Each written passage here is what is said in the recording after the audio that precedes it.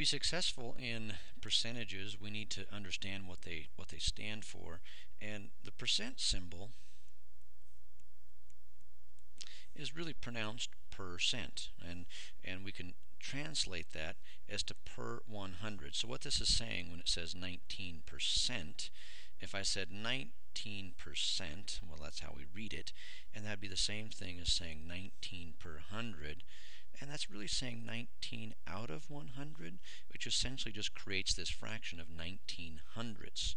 Well, 19 hundredths converted to a fraction is going to be 19 hundredths, which then as a decimal becomes 0.19.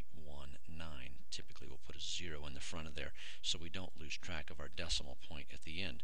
So 19% is 19 per 100, which is also 19 hundredths as a decimal, otherwise pronounced as 0.19. 180% similarly adds a little bit of confusion to it. It'd be 180 per 100. Be a really good test score, wouldn't it? So we end up with 180 divided by 100. Well, that would convert to 1.80, or 1 800ths, because the 100 actually is 100 out of 100 makes the 1.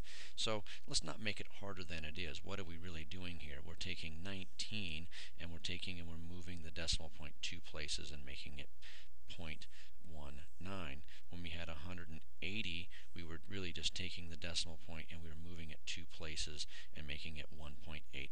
So don't work harder than it is. This is why it works.